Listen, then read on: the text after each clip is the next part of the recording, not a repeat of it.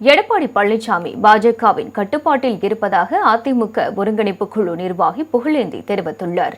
கோவையில் செய்தியாளர்களிடம் பேசிய அவர், திமுக கூட்டணி வலுவாக இருப்பதால் எடப்பாடியால் எதிர்க்கட்சித் தலைவராக செயல்பட முடியவில்லை என்றார். வருமான வரித்துறை சோதனை நடைபெறும் என்ற அச்சம் காரணமாக தேர்தலில் பாஜக கேட்கும் தொகுதிகளை எல்லாம் எடப்பாடி பழனிசாமி விட்டுக் கொடுத்து விடுவார் என அவர் குறிப்பிட்டார்.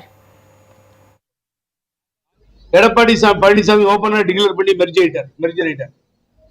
பிஜேபி கட்டுப்பாட்டிலே அவர் இருக்கிறார். நான் ஆரம்பத்திலே சொன்னேன், சொல்றதை பல பேர் காப்பி அடிச்சு கொண்டு போயிடுறாங்க. அதான் கஷ்டமா இருக்கு எனக்கு.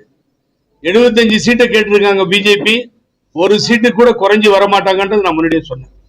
நான் தான் ஸ்டார்ட் பண்ணி முதல்ல சொன்னேன். எங்கண்டா ஓபிஎஸ் பிஜேபி விட்டு வரமாட்டார்ன்றதையும் சொன்னேன். இந்த மாதிரி நல்ல கருத்துக்கள் இப்ப மெதுவா பாக்குற பேப்பர்ல பாக்குறாங்க. 75 80 கேட்கிற மாதிரி தெரியும்.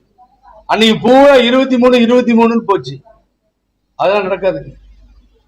आवो बैठो பழனிசாமி சைன் करो, ले लो फाइल ले लो, ED file, income tax file அப்படின்னா முடிஞ்சு போச்சு பழனிசாமி கதை. அவ்வளவுதான்.